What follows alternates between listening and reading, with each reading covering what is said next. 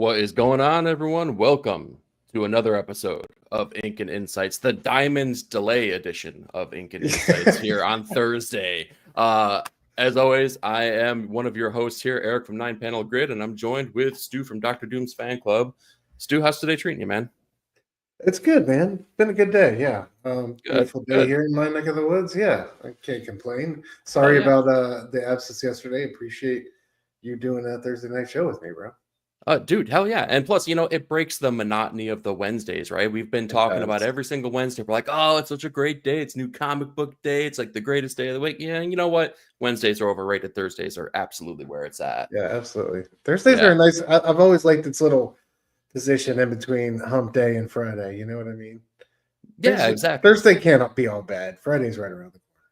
Yeah, exactly. We're way closer to the weekend regardless, too. Plus, we've gotten at least maybe a handful of comics right at that point here for the next week's worth of goodies that we've gotten here. So yeah, Thursday is all good in my book, man. All right. We have a ton of stuff to go over here because not only did we have the show prepped for yesterday, but we also had some breaking news that we wanted to cover here today. But we're going to throw it right on into our first topic of conversation today, which was Thunderbolts, which we've most of us have been able to see.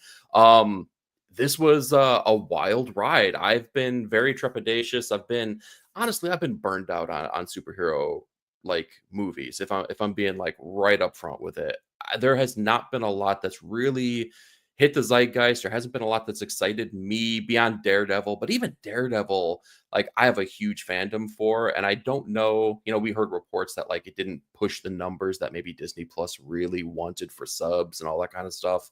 So I've been really, really kind of waiting and biding my time for that thing that was going to hit.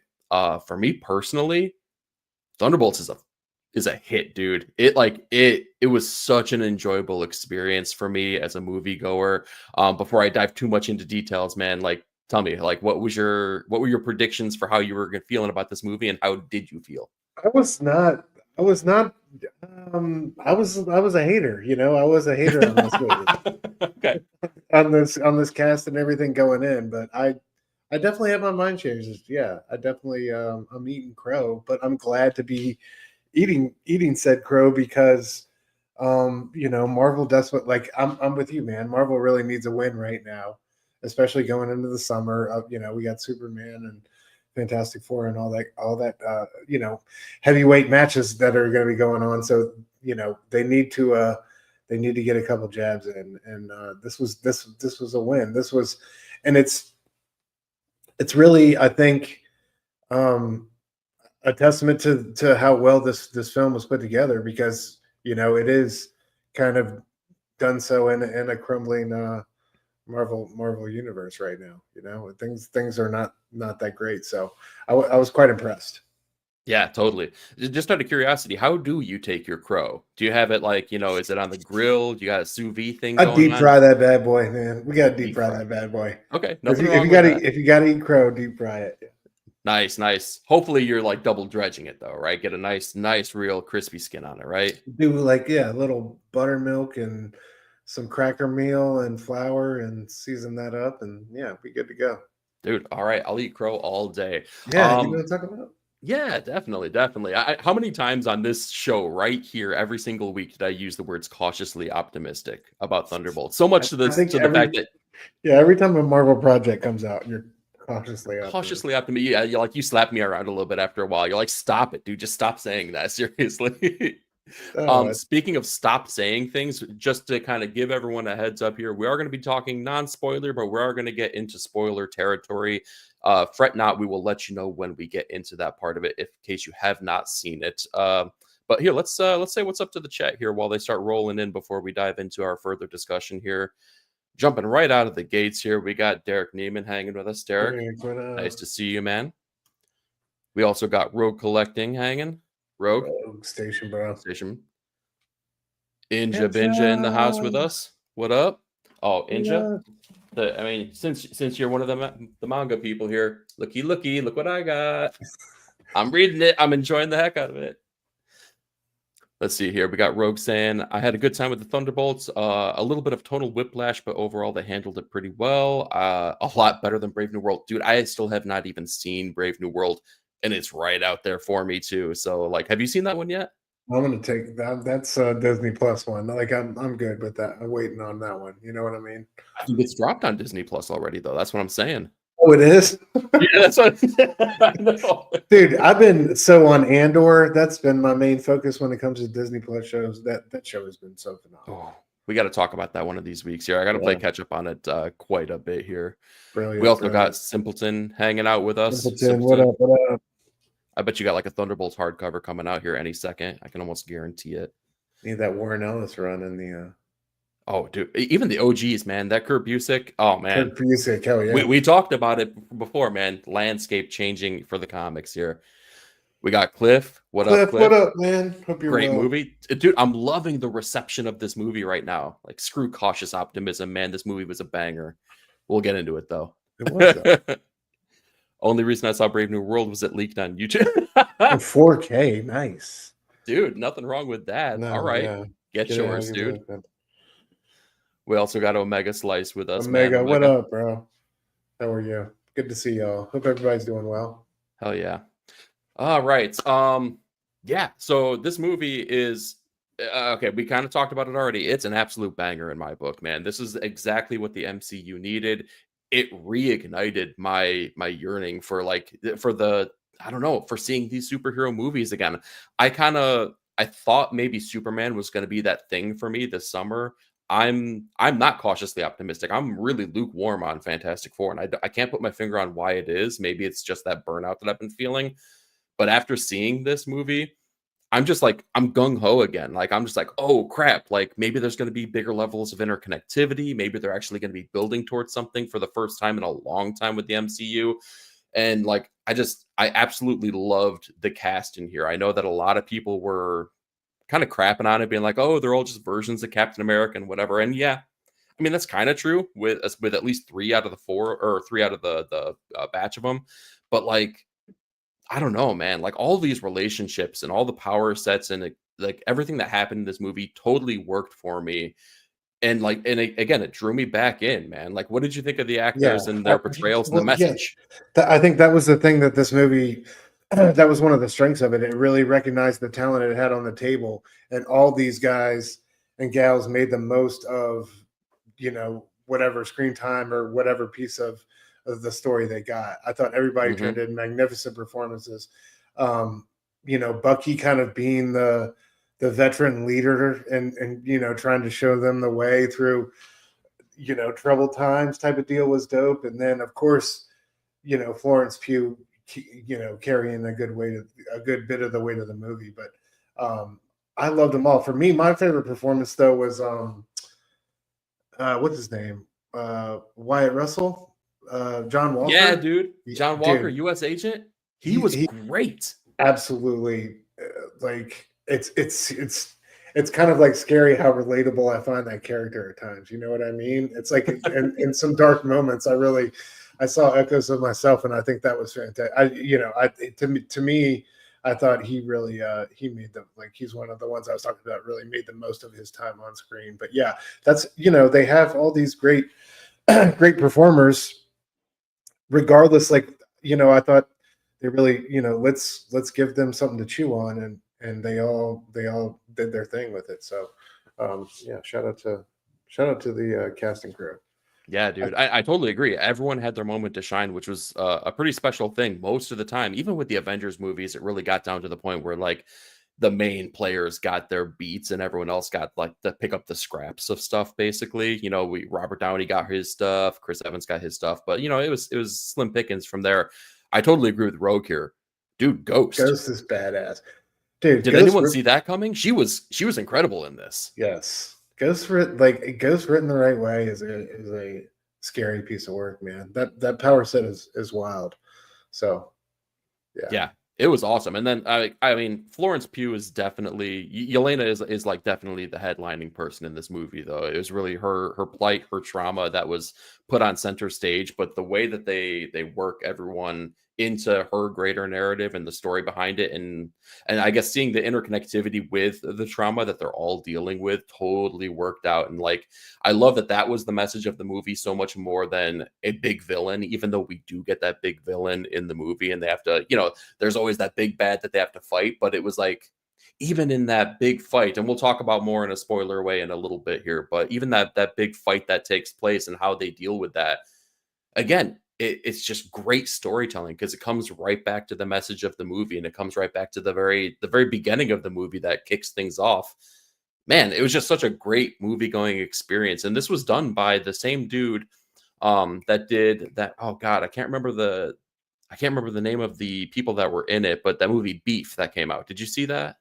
Oh yeah, Yeah. That was with Stephen Yeun and thank you. Yes. Ali Wong, I believe. Ali Wong, thank you. That's the one. I couldn't remember their names to save my life. That was an intense ass experience, dude. Yeah, like just the watching way that was crazy. Yeah, like I feel like he's like definitely a filmmaker on the come up right now. And in fact, I think that the success of this movie now has maybe catapulted him. They're talking about people that are going to take on the X-Men franchise, and his name is now getting thrown around for that particular thing. So like it's pretty clear that like societal viewpoints of this movie are pretty freaking strong here. And I know that it took the box office in opening weeks, and like it's been a hot second since we've been able to say that about a Marvel movie. So absolutely. It's exciting. Yeah, absolutely. Do you want to get to the spoilers real quick? I do. Let me answer a question here that came up in the chat from Adam here. Question on Akira, book or movie first? I don't think there's a wrong answer. Stu, you said you haven't dove into the book yet, right? I haven't. Yeah, I don't know. Okay. I think you can. It seems like you guys really found so many things and understood so many things better, reading the book and things like that. So I don't know. How do you feel? Because you've done both. I'm gonna say this. I'll give it a little twist of the premise here. Go book movie. Watch the movie, see if you dig it. Dive into the book, find out all the details that weren't there, then go back and re-explore the movie and see what your feelings are after that. Yeah. So I can say this without a doubt. The movie will send you to the book. No doubt about that. You know what I mean? Like once you finish the movie, you're going to be wanting to dive in. So Simpleton says book first. Ooh. Oh, sorry. There we go. Yeah. Book first. Okay. All right. I think that's, I don't think there's a wrong answer, which is a great thing. No, and if you want to hear more about it, head over to Pop Culture Philosophers. We just did the movie review over there. That was like the entire length of the movie as well. So check that out if you're super, super interested. Give that a view and tell them that Ink and Insight sent you. For sure. All right, let's dive into the spoilery talk here. And it's funny, we were talking backstage here. So in case you didn't see it, right on screen here, spoiler talk. So if you have not seen this and you don't want to be spoiled, come on back once we're done. If you don't see this banner on screen, it's going to be A-okay. We will stop talking about it, but it's definitely time to talk what basically everyone knows about at this point. So 3, 2, 1, the Thunderbolts are the new Avengers, dude. Yeah. That's freaking wild, man. I can't, it's like not the craziest thing in the world, but dude, I got goosebumps in the theater when it came out and they started going through the motions, and at the very end of the movie where they walk through and they have the press conference that's basically totally staged so that Val can save her own ass. I love it, dude. I think this is great, and it sets up future things in the MCU that are gonna excite me, that make me want to come back for more. That's what we've been lacking. That's what we've been missing right now, and it's doing it in the way of all of the older MCU movies that I loved, man. What did you think about the reveal?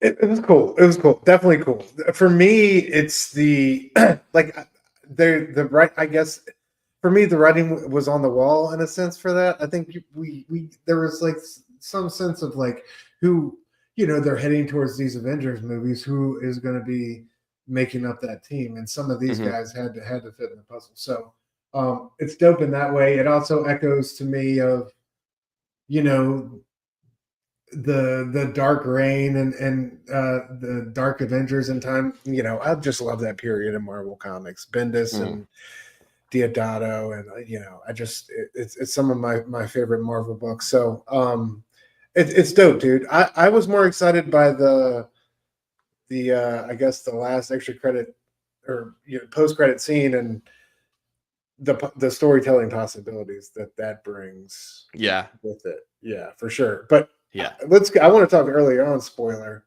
Yeah, spoilers. Anybody out there, Fable Station Bro, we're talking spoilers on Thunderbolts. If you hadn't seen it, just a heads up.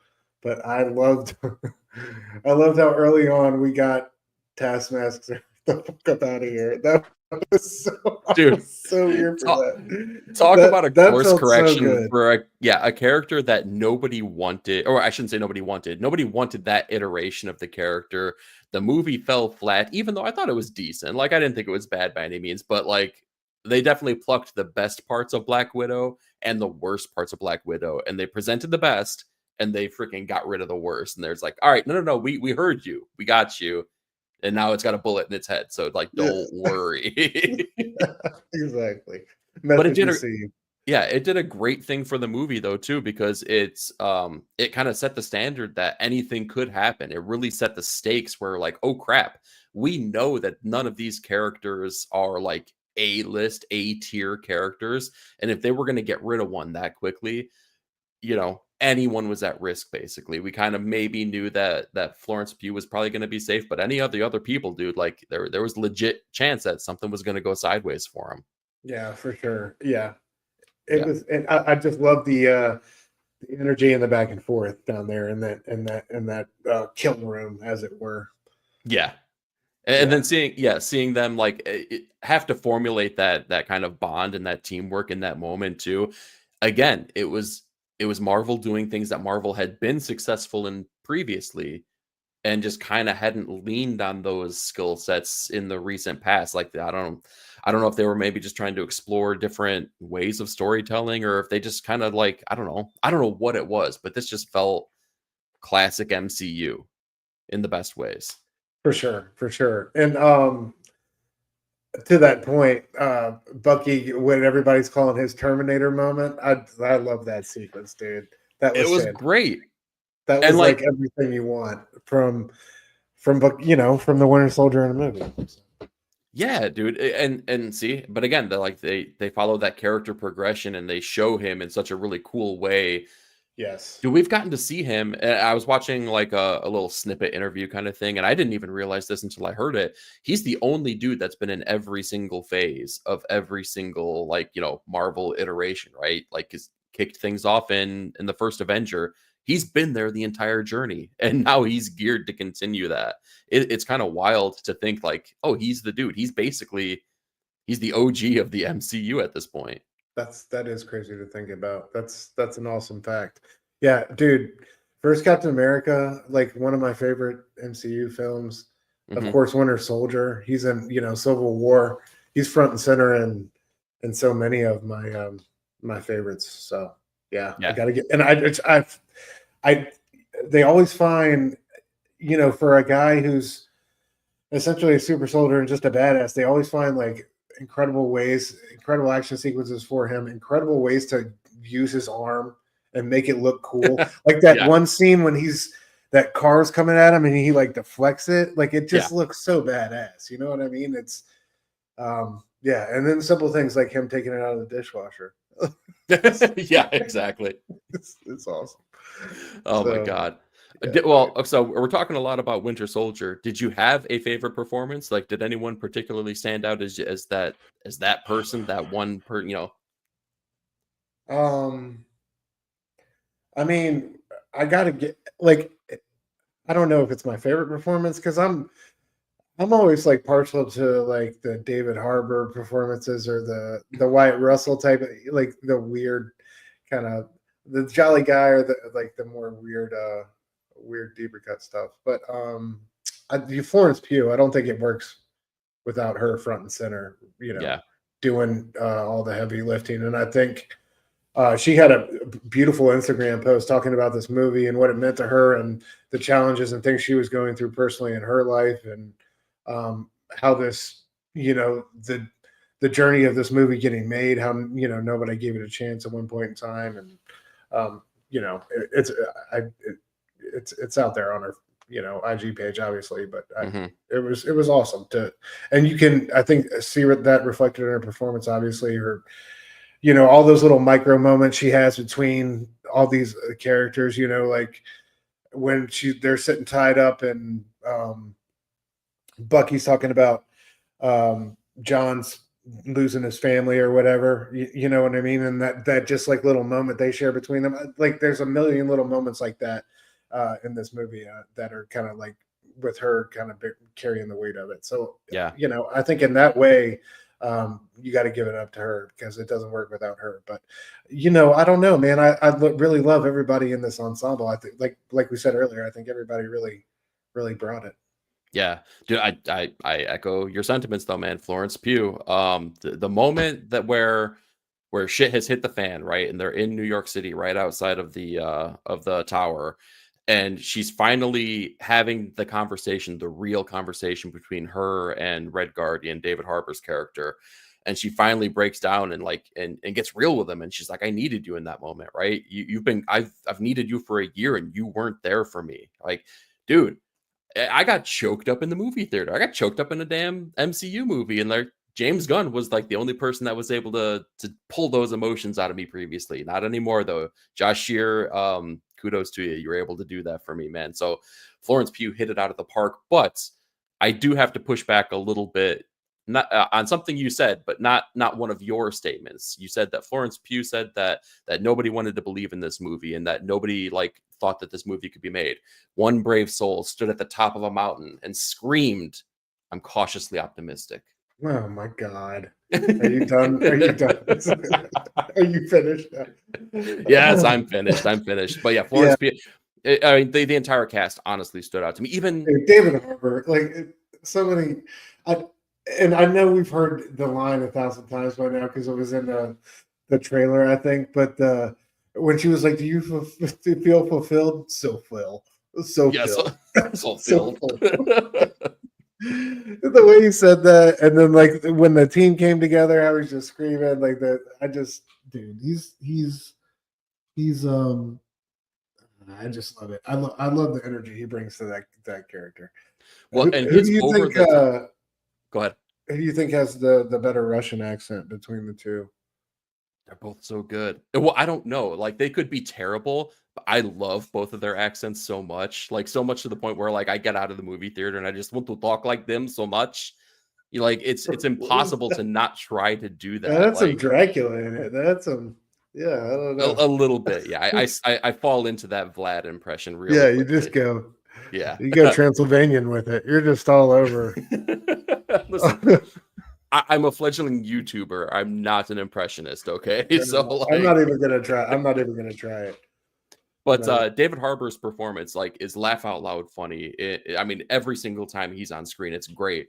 But I think that it's juxtaposed really well with Bob's performance, which really was the most surprising. I kind of had an anticipation for almost everyone else because we've seen them in their roles and on scenes, but we didn't know what we were going to get from Lewis Pullman, I believe is his name.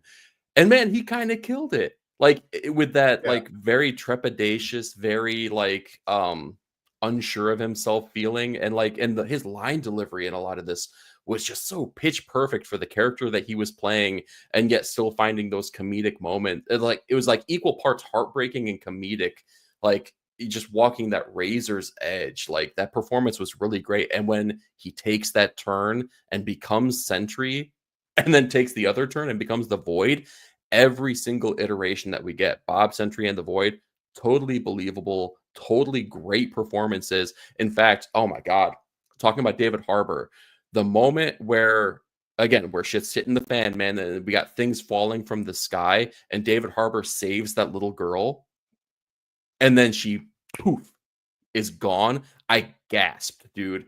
I gasped in the movie theater, and I'm a person that's I'm the shh person in the movie theater. Someone needed to shush me because I was like, oh my God, oh, Hell yeah, they Mr. Stark, I don't feel so good. They pulled one of those on you, bro. Yeah, except he dusted away like little by little. You had a last moment. That girl was gone in a second, dude. Yeah. It was so cool to the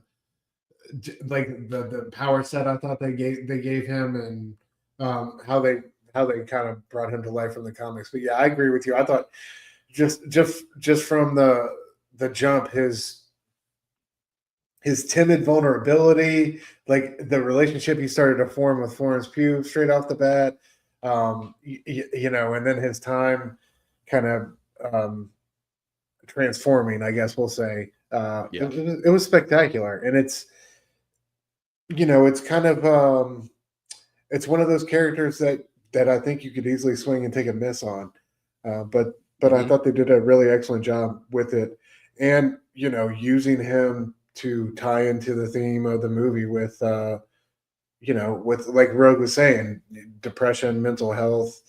I thought it was brilliant to because that's what the best of these superhero comics too.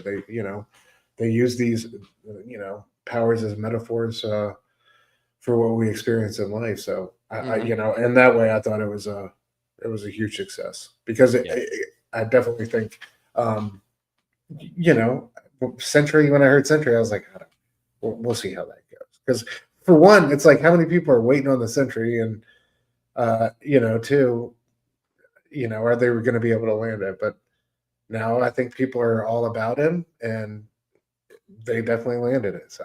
So imagine Sentry when a godlike character shows up for the first time and he gets a little bit voidy and rips the dude in half. It's gonna be freaking wild, man. It's gonna be epic. We've been talking a lot about the movie here. We've had a lot of people join us in the chat here, so let's say what up to a couple people here. Starting with Phelps here. James, great what up, bro? You, dude. And we are also glad that we have a show this week, man. We're just building anticipation. Yeah. We got one collection down, Fable hanging with us. Brother. Make sure to check out the Blame Fable show this Friday. Here is going to be a lot of fun things going on here.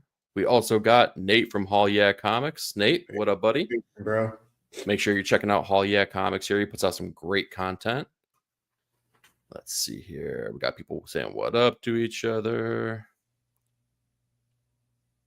We got Chonko Comics. Chonko Station, bro. Chonko, nice seeing you.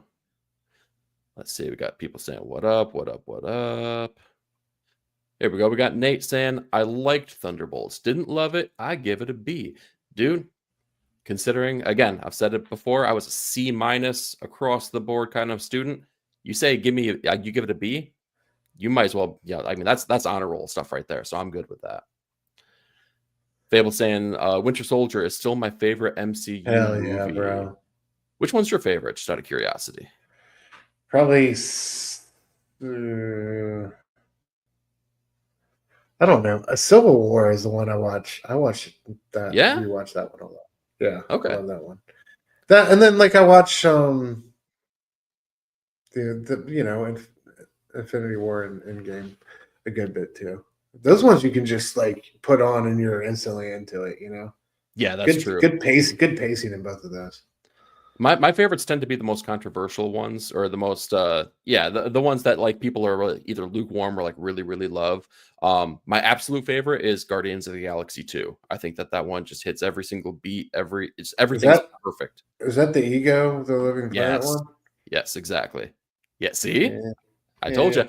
Oh, okay. And here comes my second one. My other one is Iron Man 3. And here you go. Go ahead and say one more time, because which one is that? Is that if you got to say which one is that, that's probably not a great sign, because it wasn't memorable for you. That was the one with the Mandarin. Oh, nothing beats what's his name at the Monaco race? What's the guy's name? Oh, Ivan Vankov, right? Yeah, Whiplash. Whiplash. Yeah, there you go.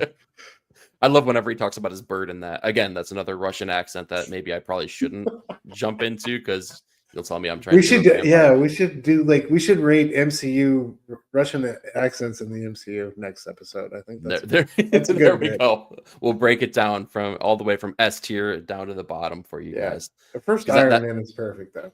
Can't beat that. Oh yeah, totally. I mean, you couldn't have kicked off the MCU in a better way.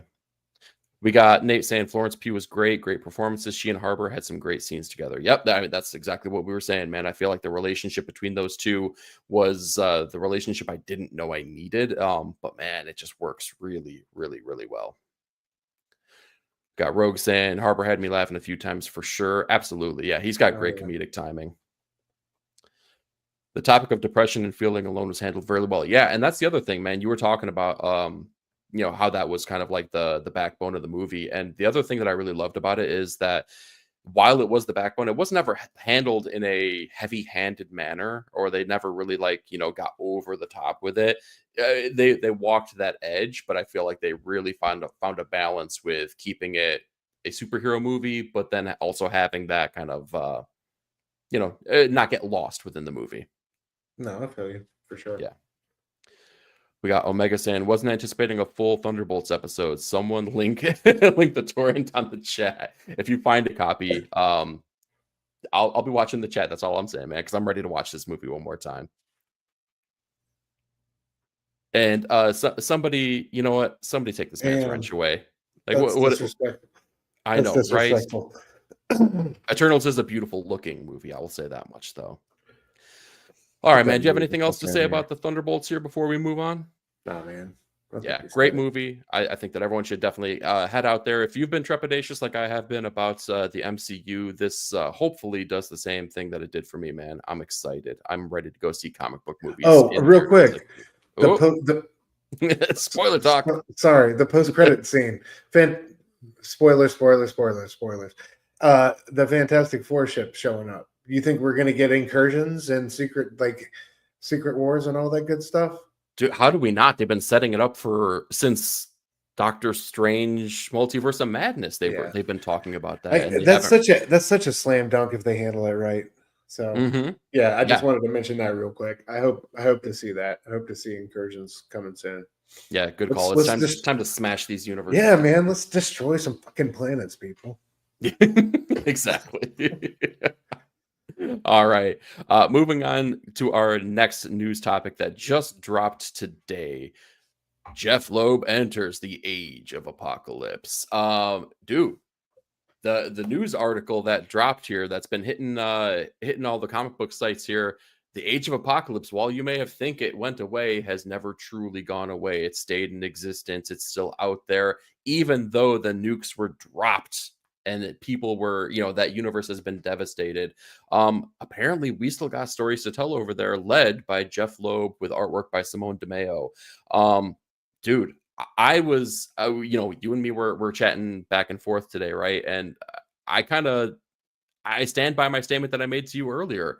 I think that Age of Apocalypse was the comic event that made me love events, right? Because I can't say that I was I didn't pick up Secret Wars when it was on stands. I would have been like 2 years old basically when that was coming out. Everything that led up to that time frame was kind of like middling, it was kind of just okay. But like Age of Apocalypse was a huge deal. What it did for the X line, what it did for comic books at that time when the comic book industry was like leading into that really bad place that it was going to be. Yep. I think that this was an incredibly exciting time with fantastic artwork and a really bold story that did the thing that it's only happened twice now. Age of Apocalypse stopped the X line, right? It stopped comic books from being made and shifted the focus to only what was going on in that universe. And the same thing when Krakoa hit, they stopped the X line and it was just House of X, Powers of 10. It's only happened twice, and this was one of them. What are your thoughts on this, man? Like, do you think that there's stories to be told in the Age of Apocalypse? Like, what's your level of excitement here? For sure. I just don't want Jeff Loeb's ass telling them, man. Like, I don't know. Yes, I do believe there's always stories to be told anywhere. You know what I mean? Like, no matter what, there's comic. But that's what I love about comics. Nothing's ever the end. There's always a spark to find, but I just don't have much faith in this gentleman here to resurrect it the right way and tell something compelling. But then again, I could be wrong. But yeah, for me, Fatal Attractions was like the first one that Wolverine getting his adamantium pulled out. What that really got me into events. But this one was like, I remember this one. Good call. I remember this one as a game changer in terms of rollout with the marketing and like all the different titles. Like it was such a huge deal. Everything got changed and they really committed to it. And that was really cool to see. And I still have, the Alpha and Omega books. Yes, the foil covers. Yeah, dude. I collected, I still got all the Weapon X series. And then I think they split up X-Men into Astonishing X-Men and Amazing X-Men. And yeah, it was wild. And that style of art is so of that period, it's such a yes, very much so, man. It's such a nostalgic grab. But yeah, I don't know about Jeff Loeb. I don't know. We'll see. I'm in the same boat. I should have started off this conversation by saying the blockbuster author of books such as Batman Hush and Batman Hush 2. Like, I mean, his name yes, it did. Like, and he's got bangers in the trunk. Like, he's got some great books under his belt. But yeah, but I'm kind of in the same boat as you, though. Like, I heard this and I was just like, I'm really excited to spend more time in Age of Apocalypse. I'm one of those suckers. I bought all of the secondary series that came out like on the 10-year anniversary and stuff like that. I can't even remember who wrote those at this point. I know Bachalo did some of the artwork for some of them, but like, dude, I will buy anything Age of Apocalypse, basically. Even when Uncanny X-Force went back into that universe, and then I think David Latham came back and did like a little mini Age of Apocalypse offshoot when Uncanny X-Force had their little arc. I was all in on that too, man. Like it was exciting stuff. It was an exciting time. Yeah, it was. Well, I guess, and some manner speaking, I mean, the industry was kind of like tanking, but that's all, or at least Marvel was. I think it was the industry all together. They were all in the same boat, man. It was taking on water, we'll say. But yeah, for sure. Either way, I'm still excited. They're still going to get money out of me, and hopefully they will earn that money. Time will tell on that. It's scheduled to start jumping off here in August. The one thing that we can say without a shadow of a doubt is that it's clearly the mission statement of the X Office to lean all in on nostalgia. So if you're digging what the X-Men books are doing right now, I feel like you're going to be eating good. If you're not necessarily digging on them right now, I don't know if this is going to change your mind on that. Only time will tell, but we'll find out. I don't think that's ever going to work. When has an X-Men book ever been successful banking on nostalgia? All the great X-Men books are something fresh, new, and amazing. Progressive a little bit. Yeah. Yeah. It's just, I mean, Grant Morrison, freaking Hickman, Jim Lee, Claremont, like every single one pushes the envelope a little bit forward. Giant size X-Men, brand new X team, international X team. Yeah. Hickman with Krakoa, right? New X-Men opening up the academy and like just broadening the entire scope of what it even means to be a mutant. Yeah. I'm right there with you, dude. You're preaching to the choir. It's got to be different, man. If it's I don't know. We'll see. Jeff Loeb is just like, yeah. I want some new I'm not cautiously optimistic. Okay, I'll say that much. Yeah. Do you remember who the original editor was on the original Age of Apocalypse? Like who the editor was? Had to have been Bob Harris. Okay. Yeah, had to have been. I mean, maybe I'm wrong, but like that timeline, it lines up too perfectly. And from what I understand, Bob Harris was not necessarily a well-liked man in the Marvel offices at that time. Yeah. But, it is what it is. Yep. You ready to dive into some of the books that we have this week? Let's do it, dude. All right. We're going to kick things off with Ultimate Spider-Man number 16, written by Jonathan Hickman, artwork by Marco Cacchetto, colors by Matt Wilson, and letters by Corey Petit. Whoo boy, this was an issue. This was a banger of an issue. Incredible. We have a lot of revelations that are taking place here, man. who saw this coming? Whoever could have known that such a wild and fantastic thing was going to be coming down the pipeline here? Spoilers for Ultimate Spider-Man if you haven't read it, and if you haven't read it, shame on you. We get the revelation that everything is not as it seems here. But before we dive into the greater issue here, let's share with you a quick little video. This is the same genuine, magic, authentic crystal used by the priests of Isis and Osiris in the days of the pharaohs of Egypt, in which Cleopatra first saw the approach of Julius Caesar and Mark Antony, and so on and so on. Now, you'd better close your eyes, my child, for a moment in order to be better in tune with the infinite. What do I think Mysterio's role is to play in this? Like, first of all, what I love about this issue and what I love about the series so far is that the premise of Spider-Man has always been, with great power comes great responsibility. We heard that mantra in the introduction of the character within the 616 universe. Within the Ultimate universe, though, I feel like it's a lesson being learned because he's not told, and he doesn't have some big defining moment that tells him this is what your code is going to be. I feel like he's learning that each and every issue, including this one. So to see, like you talked about, him leveling up, I feel like this was a really big lesson to learn in getting to that great power, great responsibility mantra. Mysterio's part, though, is very interesting to me because throughout the entire time I was reading this, as soon as he popped up, well, even before he popped up, I was thinking to myself, like, at first I was like, oh, it's kind of cool that this is like, I guess the Savage Land is kind of being interpreted as the Mole Man's lair underneath New York. But then you start, like, really diving into it, I'm like, man, this is like, that's a big stretch. That's like, in the world of weird things that happen in comics, even that feels like a little bit weird. It's wild as shit. Yeah. Okay. Yes. Okay. That's much better put. But then the other thing too is that when Craven does shoot Harry through Peter and his spider sense doesn't go off, I'm like, and again, this is totally like comic book nerd. Like, actually, that's not how it works. But I'm like, it doesn't matter. Like, that's not how spider sense works. If he is in danger, like, right, a bullet coming towards you, you're still gonna sense it and jump out of the way. So it makes me think that Mysterio's part in this is more than what meets the eye, because the only person that's really been able to beat his spider sense outside of Venom has been Mysterio, because what's happening isn't really truly what's happening, right? It could, all of this stuff could be under the guise of Mysterio's making, right?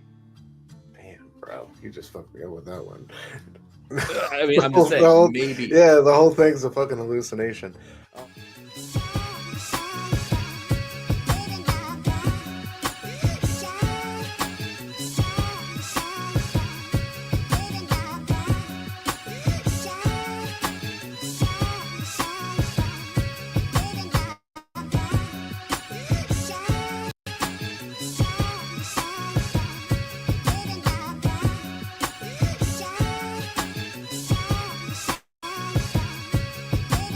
He did it, folks. He did it. Wow.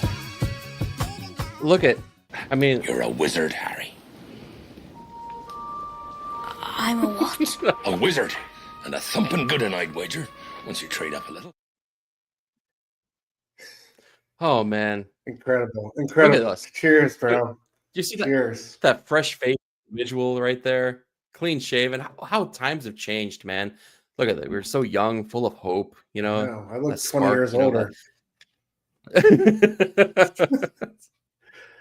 Oh, man. But yeah, your boy called it. Mysterio had his machinations going on in that issue here. And we got a great reconceptualization of a lot of events that have happened within this book, which I think is really awesome. We spend a lot of time with Gwen Stacy, and we find out that Gwen Stacy's father, who in the 616 was Captain Stacy, the police officer, is part of a greater cabal of Mysterios. He is in this society of people who kind of, it's not just one Mysterio. There's a bunch of people here. He's one of them, and he calls Gwen in to be one of the Mysterios that help within this greater organization.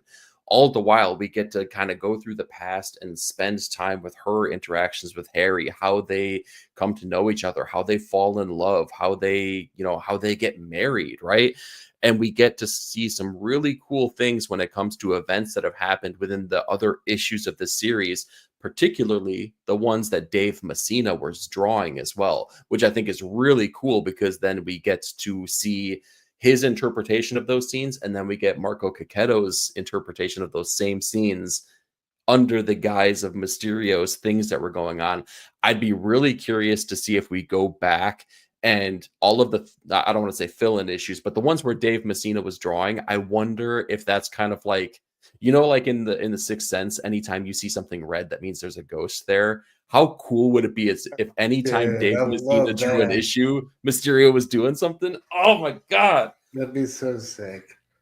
Long story short, I loved this issue so much, man. It did so much to drive like the plot forward. It did so much to open our eyes to the greater scope of what's happening within this book. I'm going to ramble forever. Dude, tell me your feelings. What did you think? Oh, dude, it was a jaw dropper. It was fantastic, and it was so cool to see like Gwen Stacy as Mysterio. I mean, come on. It was so cool to see, the flashbacks of her life previous, and then like all the moments, where she's been present, where Mysterio, as it were, has been present, and his hand has been felt. It was jaw dropping, and man, the artwork in this one was just fantastic, dude. It was so like the go back one page to the ritual pages. Like I just love that shot when she, the sigil or whatever appeared in her forehead was so dope. And I love how it's kind of like Mysterio by committee here. You know what I mean? It just makes it all the more cooler. But yeah, just the slow reveal. There was a great part where, up there where one of my favorite scenes was when Harry and her were having dinner and he gave her like that rare Dr. Voodoo book, Jericho drum book. I loved that. Oh, dude. And it was so great. There's a little shot. I meant to put it on my, it's the little things. There's a shot of her like reaching forward towards the book. And there's also the purple shadow of Mysterio's hand. So you can see they're both like kind of coveted and the information inside of it. It's just really cool. And I loved how the Cabal was on to the Maker's game and their suspicions were confirmed. Like they were right there on the threshold of solving it. It was beautifully done, dude. It was such a mic drop of an issue, harmony of artwork and storytelling as well.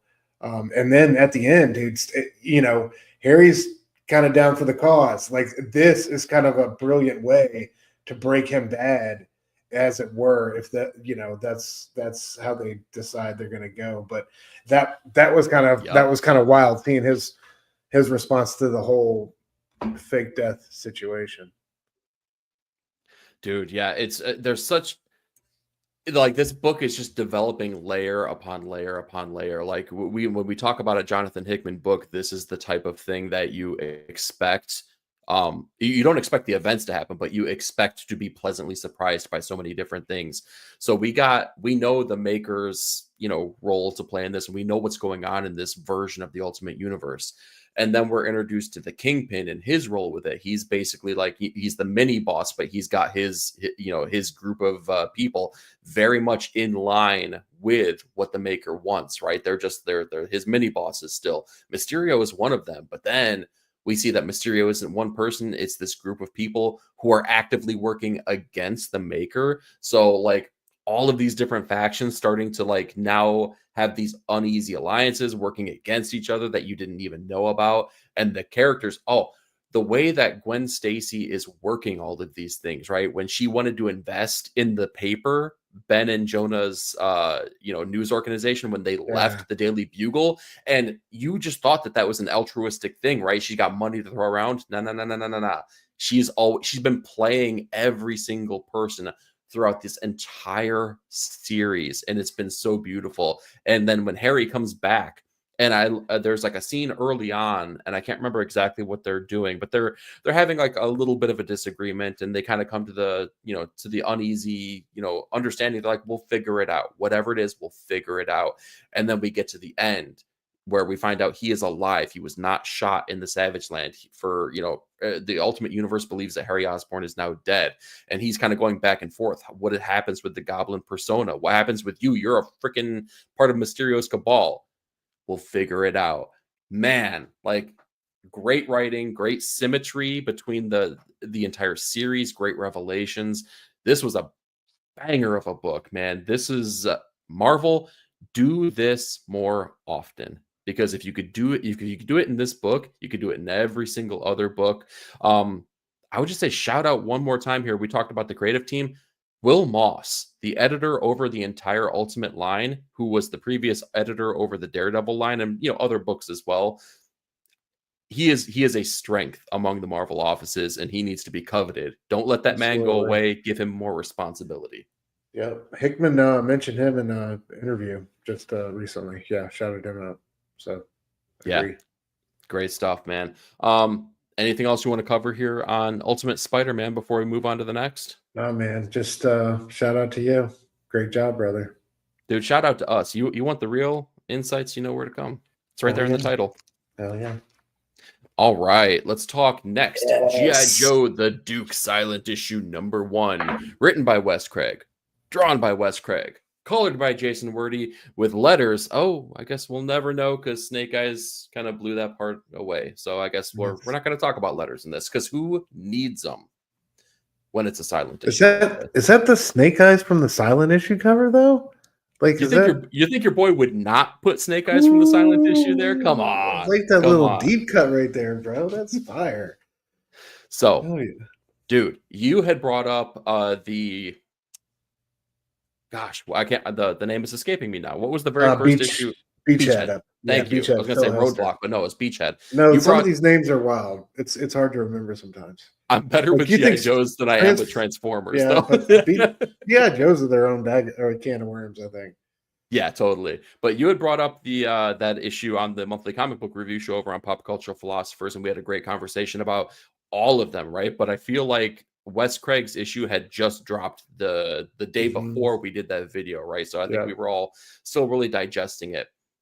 This was the strongest of the silent issues, in my opinion. And I think that each one of them really presented something that was really, really special. This was just fantastic, man. I loved what we got with each one of these things. I think my slides are out of order. They surely are. This tells the story of Duke basically infiltrating an island here where there's a Cobra facility. They're clearly cooking up some dastardly things here. They got it feels very Batman Joker-esque, right? With the chemicals that they're working with and all this kind of stuff. But the way that Wes Craig crafts the story and the way he shows us certain interactions that are taking place here, particularly photos of the past and the connectivity that Duke had with another one of these people here that very clearly is a turncoat, went over to work for Cobra, and I guess the heartache and the responsibility that Duke feels about making sure that this person is brought to justice, knowing that he has a close connection to the character with no words. The way that he conveys those things in this issue is absolutely fantastic, man. What were your thoughts on this, man? Like, what was your experience with this issue?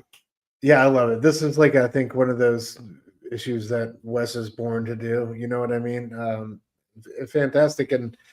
And like the way he portrayed the action, the whole green of the chemicals like you have in there, and some of the transformation scenes. There was that one scene where he's like his whole body is getting hit with it kind of deal. You know what I mean? He's kind of geeking out.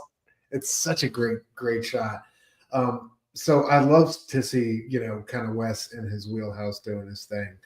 The heart of the story, the relationship between these two guys, I could have used a little bit more on that. Like, you know what I mean? But at the same time, it was cool that, like, they had this, backstory as friends, obviously, and this guy had gone rogue and turned bad, as it were. But yeah, this one, I don't know if this one like was the strongest to me story wise. You know, I think some of them did a little bit better job of the story and the surrounding characters and the situation, but I I don't know. This was a marvelous way to end it. I could have used months more of these if they wanted to do them. I loved every one of them.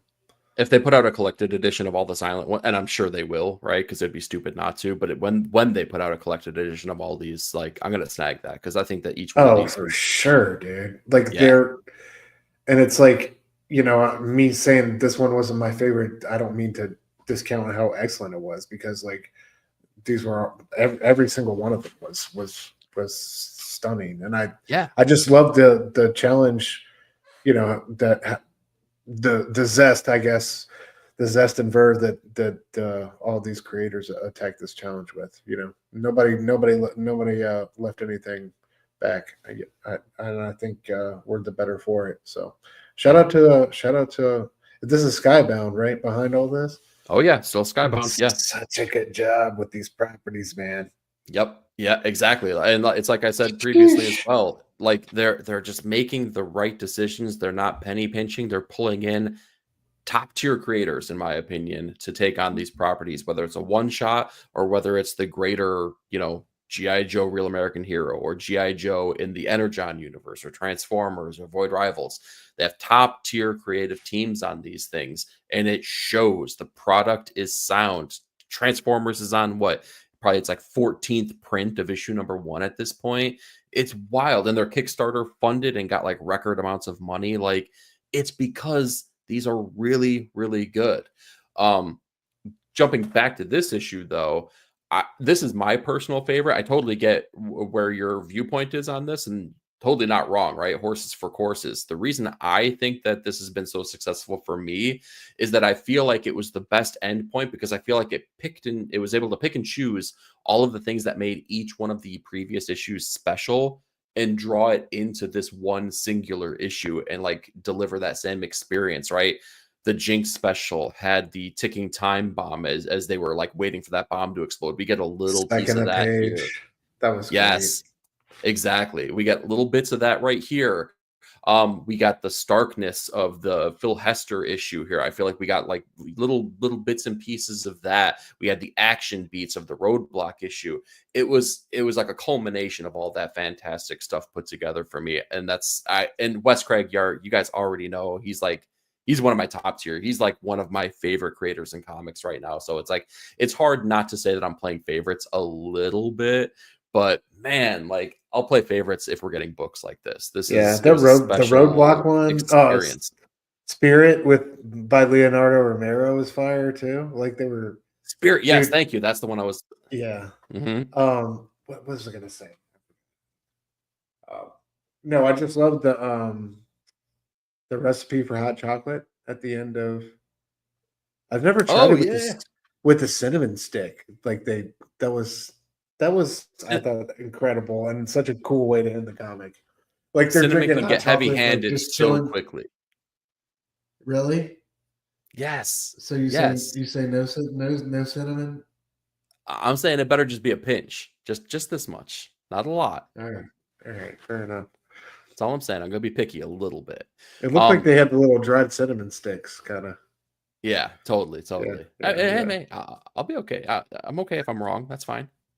The other thing I was going to say about this is that of all of the issues, I feel like this was like a real great interpretation of an action movie as well. I don't know if you had the same feeling as me, but when we're going through this chemical plant and Duke has clearly been exposed when the whole place goes up, right? And he knows that he's not infected, right? But he's ingested these chemicals or whatever. And he takes the syringe and stabs it himself. Did you not get like the Rock vibes from that? I know we've talked about the Rock on this show previously.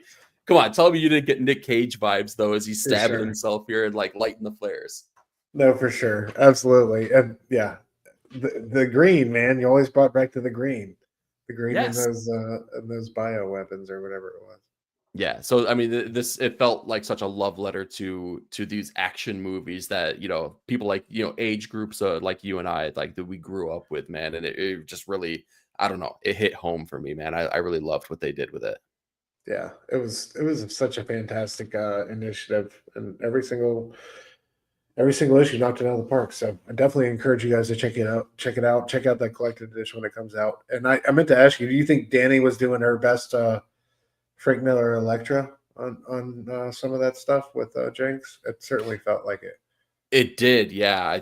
I mean, yeah, it's hard to say that she wasn't. I think that she definitely leans more Sin City Frank than Electra Frank, right? But I feel like, yeah, the storytelling aspects are super sound. I wish we got more from Danny. Just throwing that out there, Danny. If you're watching, if you're listening, we just want more. That's all. Like, You're amazing. Yep. Yeah, you do great stuff, man. We appreciate you. All right. Anything else on G.I. Joe before we move forward? No, man. No. All right. Oh, hey, we got Gore hanging with us here. Craig's work on Deadly Class. Yes, dude. Deadly Class, I've said it before. It's my absolute favorite piece of work by Rick Remender. And I think that Wes Craig, I mean, just got better and better as each and every issue came out on that one. So good call, man. And thanks for hanging with us. All right. Yeah, see, these were out of order a little bit. So, okay, we're going in reverse here. We see that Duke is coming up on the beach here, ready to infiltrate, but we also already know that he saved the day. So good job, Duke. Yeah, love the color choice by Wordy. Oh, yeah, dude, Jason Wordy working with Wes Craig. Again, another creative team that I just love seeing in comics right now. So shout outs to them here. And if you haven't already picked up Kaya, play catch up on it. It's worthwhile if you haven't already known that, because, you know, we talk about it constantly. We're going to stick around with G.I. Joe for a quick second here because we're going to talk about the little things. And this week I wanted to showcase the decimation of this Cobra, officer, as Duke and him are fighting on the unstable ledge here over the vat of chemicals. And when I talked about the fact that it feels Batman-esque, sure enough, that villain falls into the vat and he is not walking away from this. Dude, I love the portrayal of what this stuff is doing to his body in this little tiny panel here. It drives home the fact this dude ain't walking away from this. The portrayal is great. The chemical work is great. The big, thick, chunky inks on it. It looks both primitive but appropriate at the same time to me, because it's like, it shouldn't be perfect. You're not going to get that perfection as he's basically being dissolved away in this nastiness. So for the little things, I thought that was absolutely perfect to showcase here for one of these tiny little panels. I love it, man. I love how profoundly Wes it is. You know what I mean? Like with the yes, it's such a profoundly Wes skull. Yeah. Yeah, good call, man. Good call. All right, for our last issue here, we have Lost Fantasy #1. Stu, did you want to go ahead and take this one? I'd be more than happy to if you don't want to. I'd rather. I don't know. This one's kind of all right. I don't know, man. I'm gonna let you explain this one. All right. I just wanted to give you the opportunity, man. So we have Lost Fantasy #1, the premiere issue, written by Kurt Pierres, with artwork by Luca Casalegüeda, colors by Mark Dale, and letters by Micah Myers. I thought that was really interesting when I was putting that in there. I'm like, man, that is so close. I wonder if that's his real name or if he wanted something just a hair off of Michael Myers, man. Maybe he's a Halloween fan. Who knows? So we have a genre blending type of premiere issue, which was the thing that really excited me. We are working in a world where basically a portal has opened up sometime in the past, particularly stemming around the time of the San Francisco earthquake that took place in the early 1900s. And what we think is just a catastrophic event caused by an earthquake is really a portal opening up that is a direct line to a fantastical world where things like ogres and trolls and elves and, everything fantastical that you can think about. I'm sure there's walking trees that we haven't been introduced to yet. Everything Tolkien exists in this world, and they start coming through this portal and, they basically tear away San Francisco. What happens, though, is that it is all basically covered up. It's put to the side. And what happens is the government starts to form an uneasy alliance with this fantastical world. And there's kind of like a a back and forth between them, right? They work for us, they get compensated for things, but we kind of keep things hush hush. Nobody, the greater society doesn't know that these people and that these things exist. But when called upon, the heroes of this world, which I believe were referred to as the hunters, are basically, they come in, they save the day, they do their due diligence, and then they go about their merry way, well compensated by the United States government. There's also a chosen one kind of myth that takes place in here, and this child is born that's going to harbor magic that's going to be able to be used in all these different worlds. And that's where we pick up in modern day, where there's a woman who was partying in the woods with her friends and is slaughtered by this monstrosity, right? We don't necessarily know what it is, but she's running through the woods and she gets hit by a car. All we know, and all that's the powers that be know, is that it definitely does involve some magical beings. So before we dive into the second half of the issue here, what did you think about the introduction of this world and our characters? It was wild, man. It was, I love Pyre's writing for bringing these uniquely, wildly expansive concepts to the table.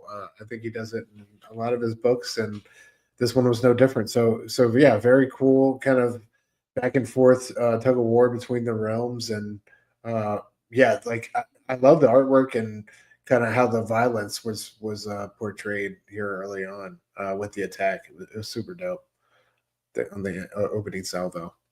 Yeah, definitely. I love the artistic approach here. It's stark and it's minimalistic, but when it needs to be, it gets vicious and brutal. Like particularly, we see that character in the bottom left-hand corner, kind of getting ripped to shreds right there. It shows the speed and the ferocity of this again, this mysterious monstrosity that we're going to find out a little bit later. We also find out, and this kind of harkens back a little bit to the Donny Cates and Ryan Stegman book that came out a little bit ago. I believe it was called Vanish. But we find out that this chosen one, right, this being that was probably supposed to, strike balance amongst everyone and all this kind of stuff. Our introduction to him is him passed out on a couch with a bunch of other people with, a myriad of bottles and food products and needles all over, strewn about this place here. Doesn't seem like old chosen boy is in the best state of mind and in the best place here, man. What did you think about our main player? Yeah, it also reminded me of Rick Remender's Scumbag, like guy who's just who's a straight up junkie who gets like all these it's on him to save the world. Yeah, man, I don't know.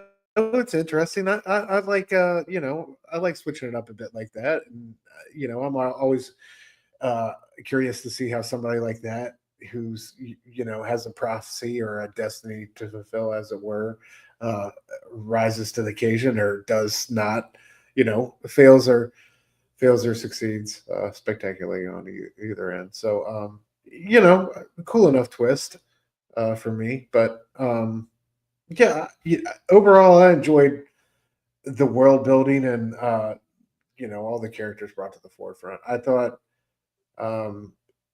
this book like kind of came out of nowhere for me. You put me onto it, but for an issue one, it was a little too heavy at times, but I felt by the end of it, I think it's one of those books that rewards the experience by the end if you can get through it.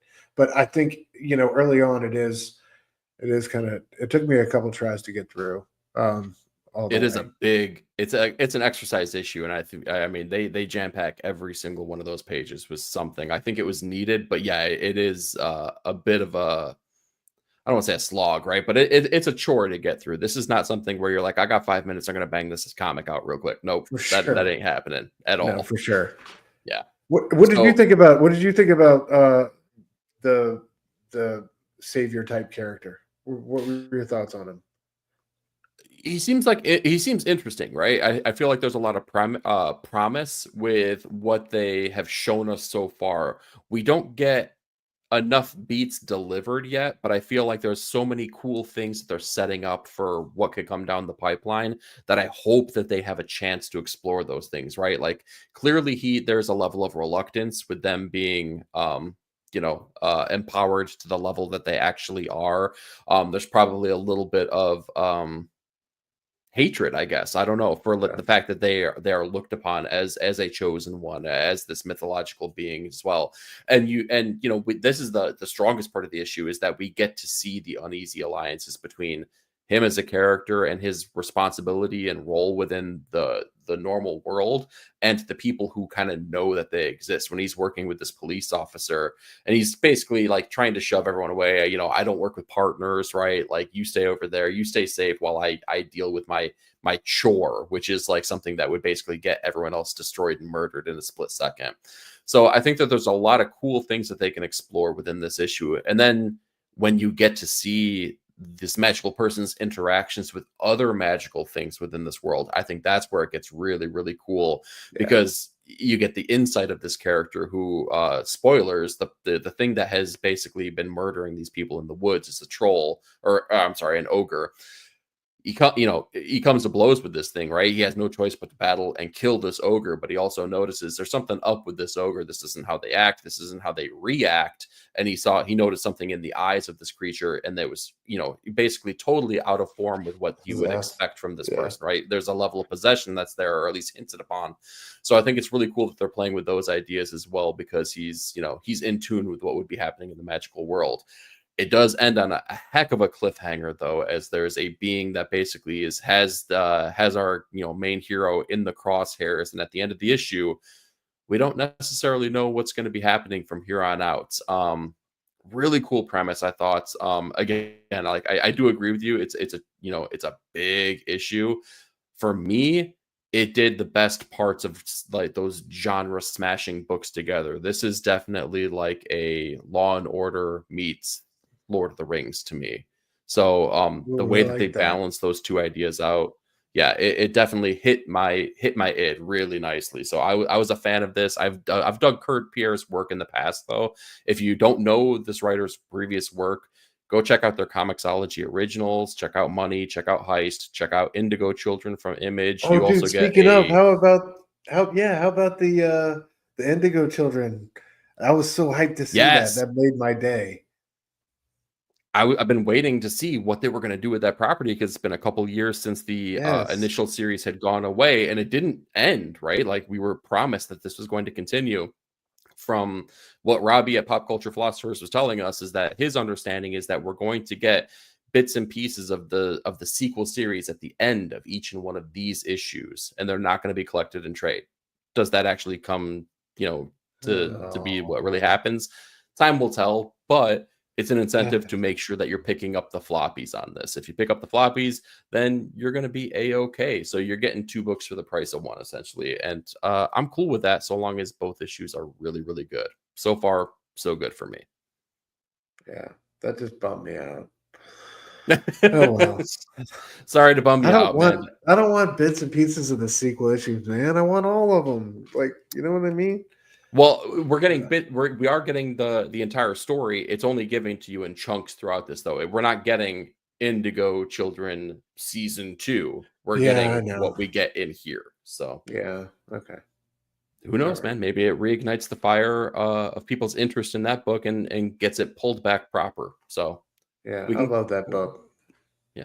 Oh yeah, dude. The look and feel of that book, and the premise of it, with these powered, children that come from Mars, but like, do they? It was really fun. That was a good story. So again, if you found anything about this interesting, if you haven't read this, I would encourage you to check it out. But also, check out Indigo Children that came out a while back here. You should not have a difficult time tracking down those issues. I feel like that's should be an easy find for you. All right. With that, we're going to move on to our covers of the week here, starting with Stu's picks here. I'm very curious if you picked this issue up today as well. You got to let me know. I have not grabbed this one yet, man. But Frank Frazetta's cover for the Heavy Metal relaunch, guys. How can you not go wrong with that one right there? Just a gorgeous piece of work. Heck yeah. Yeah. Dude, Greg Smallwood on the Phantom for Free Comic Book Day. I had to throw this one on there. I just right in Greg's wheelhouse. Just a beautiful cover.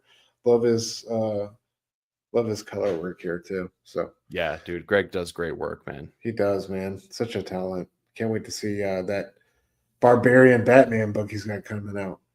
Wasn't that supposed to come out like 6 months ago? Don't do that. It's coming out when he's ready. Okay, it's on the way. I'm just saying. No, it's gonna come out. It's like I give up on that book, and then like a year goes by, and I get an update that's coming back out again, and I get my hopes up, and I get all excited, and then the hope dies, and then rinse and repeat. So yeah, moving on. Sorry. Patrick Gleason for Godzilla versus Spider-Man. Just a beautiful, beautiful cover. I love the lighting in this, and the glow coming from Godzilla's mouth. Gleason's a little tiny Spidey sense too. Yeah. Yes. Good call. Absolutely. Yeah.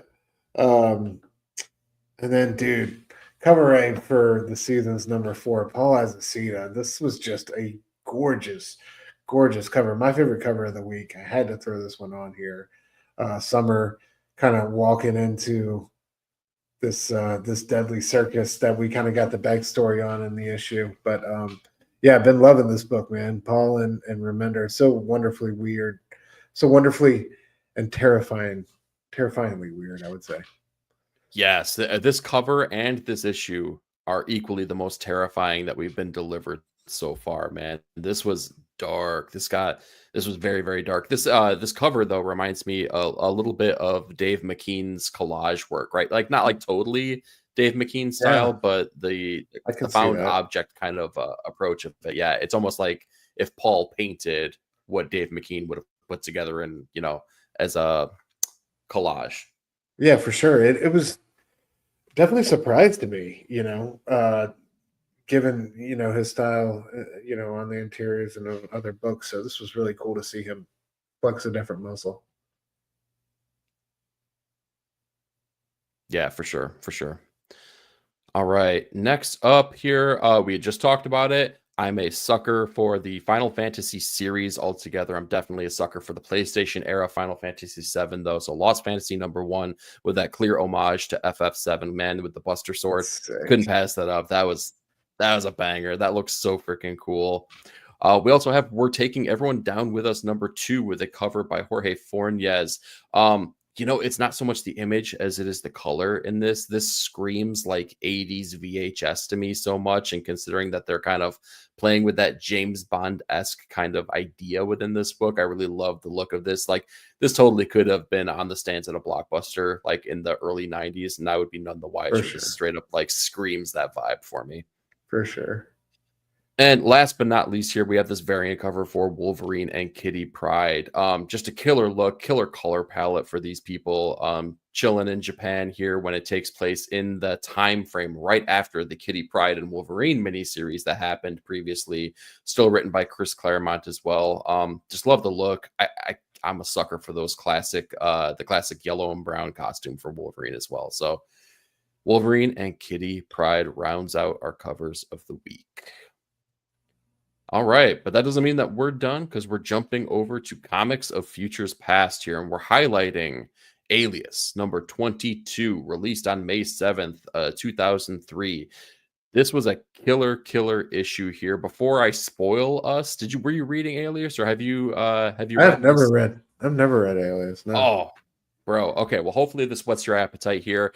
This is Jessica Jones' introduction, her origin story, if you will, within the Marvel universe. And who's the art on here? This artwork is oh my gosh, I'm gonna blank on him right now. I love that.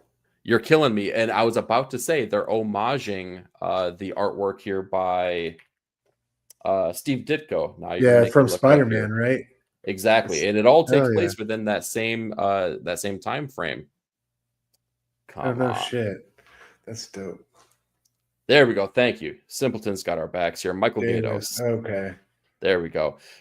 Yeah, this is not the art style that you get from the rest of this series. This is done specifically to homage Steve Ditko's look and feel, and this is clearly taking the events that happened in Amazing Spider-Man 15, and I love that they take the exact panel and you pull away, and that friend group separates, and Peter Parker walks away, and who's sitting on the stairs that you just can't see right behind there? None other than Jessica Jones, who's going to the same high school as Peter Parker. who has a crush on Peter Parker, writing his name down in her little notebook and, you know, having a good old time with it. Her family, though, is stuck in a car accident, which unfortunately kills her entire family, mother, father, her younger brother as well, but also empowers her, gives her the powers that also makes her a super heroic being at first with the introduction of Jewel, and later on being the PI that we know and love with Jessica Jones. How did Jessica Jones get her powers? Like specifically? It was through this car accident. So it's very similar to to all of the superheroes that were introduced in the 60s, right? Peter Parker was bitten by the radioactive spider. In fact, they make an illusion basically that while she's crossing the street, an Ajax chemical truck happens to go right, like whizzing right by her, and she kind of steps out of the way. It's either the same truck, or at least goes to show that the Ajax truck drivers suck, because that's the same event that happens to Matt Murdock when he pushes the old man out of the way and then is sprayed in the eyes with chemicals. When her parents are caught in this accident, she's exposed to chemicals again, which gives her the powers that make her, you know, be able to fly, super strength, invulnerability, all that jazz here. So it's very much in line with the greater 60s science-y, radioactive kind of aspect with how people got their powers. Okay, cool. Thank you. Yeah. The other cool thing, though, is after we get out of this Ditko-like part of this, after she has gotten into the car accident, she awakes from her coma, and the art style goes back to what we have kind of know from Alias. And when does she awaken? In no other time than when Galactus and Silver Surfer are fighting right outside her hospital bedroom as the Fantastic Four, and, you know, are doing battle at the very first time when he has to use the ultimate nullifier. So it's a really cool way. We talked about the Thunderbolts movie right in the beginning of this show, right? He was another character that was kind of shown to be in the Marvel universe this entire time, but they kind of said, oh, we mind wiped everything away, and the people just forgot. This was a way of showing that Jessica has been there this entire time and has been a vital part of the Marvel universe without having to basically mind wipe everyone. She's always been there, but because of the nature of who she is, and she's just like a mild-mannered PI, we didn't need to go through all those steps here. But it's really, really cool the way that they integrated her into the greater universe. And again, this is Brian Michael Bendis at his very best, making like killer characters, integrating them in, and just telling fantastic stories. That's brilliant, dude. Great find. I got it. What issue is this in the series? 22. Okay. And this is the introductory series. This is the Max series, so they're not shying away from any kind of more adult. Oh no, I remember. Thing. Yeah, I remember the Luke Cage issue. That's exactly. That's the one. Yep. Good times. So this is a great series. I don't think that there's been a bad Jessica Jones series, but Alias definitely comes out of the gates swinging, man. It's really, and this is cool this one that led to the TV show, right? Yes, exactly. Well, by the time the TV show had happened, I mean, there was like 4 different series that had come out. I think Kelly Thompson had written a couple at that point herself. Brian Michael Bendis had done a couple. So, like, the character had been very firmly established. Oh yeah, that's dope. Yeah, good stuff there. Marvel Max, man, I miss those days. I know. It just seems like it's the only place where Garth Ennis can do some work nowadays. But it's not just the Garth Ennis verse. Gosh darn it! Come on, give us some comics from that. Seriously. Yeah. All right, man. Well, we talked about comics that had come out last week. Let's talk about comics that came out yesterday. What's piquing your interest, man? What are you looking forward to?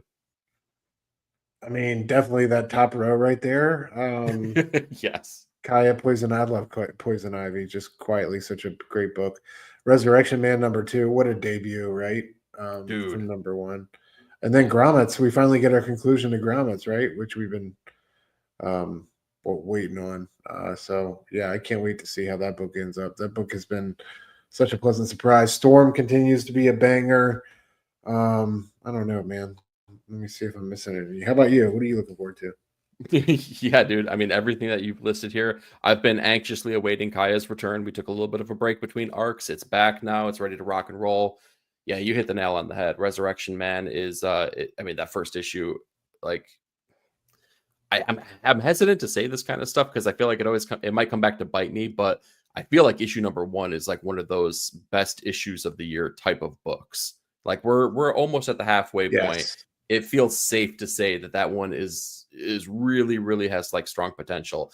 Ones that aren't listed on here, Absolute Superman, I think is going to be killer. I've been having a lot of fun with that book. Captain Planet #1 by David Papos. I mean, come on, like we're of a certain age, right? Like Earth, Fire, Wind, Water, Heart, go planet. Come on. So yeah, I think that's going to be at least fun on that route as well. Gosh, what else? Plague House Two-Face. #2. Plague House #2 is coming out. I feel like that has a lot of potential. That can go places that are going to be really fun. I already read Ultimate Wolverine, and I cannot wait to. Did you read it? Yeah. Oh, okay. Come back next week. I swear to God, I'll try. I know. I don't want to. I don't want to do any back chat talk because I don't want to. I don't want to ruin it. But yeah. I do want to do back chat talk, but I'll hold off, man, because oh my God, I want to talk about that so freaking bad. This week looks like a really strong week of comics here, and the moon is following us. We're not even talking about Daniel Warren Johnson here because I feel like we just know that book's going to be so good. Like you don't even need to say it. It's just going to be fantastic. So yeah, there's so much good stuff coming out, man. And I can't wait to dive into these and be able to talk about them again with you next week, man. Oh yeah, bro. There's one I did want to mention. Moon is following us. I think we're getting close to the end of that one. That one has been such a brilliant book from both Rossmo and Daniel Warren Johnson. And there was one other one on here I saw. Well, I can't find it now. But Vanishing Point. Oh, you got it on the main one. My bad. It's on the main one. Vanishing Point. Yeah. Mark Russell, man. #1. Yeah, it's Mark Russell. Definitely. The one thing I didn't know about this, it's an anthology series. Yeah, that's a killer cover. Yeah, it is. So I don't know what that means, or I know what it means, right? But like, I mean, I don't know what it means for the greater story that's going to be told. I haven't had a chance to crack that one open yet, but I am definitely excited to talk about that. It's Mark Russell, right? If Mark Russell doing Mark Russell indie creations, like, give it to me. That's going to be fantastic. Oh yeah. All right, Stu, why don't you tell everyone where they can find us and what's going on? Yeah, guys, please head over and subscribe. Make sure you join our patreon.com/ink and insights. We're posting previews for all our new content there. We have, our socials, of course, Dr. Doom's Fan Club for me on YouTube and Insta. Eric is 9-Panel Grid, spelled out NINE on Insta, and just the number 9 for YouTube and Blue Sky. And of course, Nick is Comic Culture, and then Nick_Comic_Culture for Insta. But yeah, head on over to that Patreon guy. We got our newsletter over there. Again, previews to all our new content we got coming out. It's a great home base for us. It's free to subscribe. And we're going to be trying to be posting there, a couple times a week, and keeping it updated. So it's worth subscribing and spending your time checking out. But yeah, we have issue 2 almost wrapped up.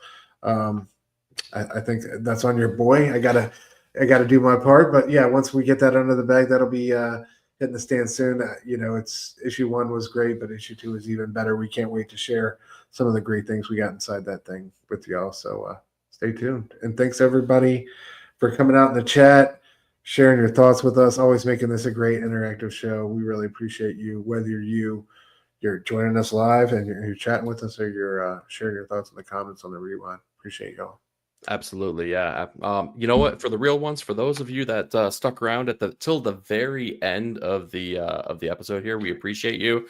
We talked about the newsletter. I'm going to give you a sneak peek at something that you might be able to see in that upcoming issue here. You have to hit pause because I ain't. Oh shit! Is that original art by Eric from 9-Panel Grid? What? It could be.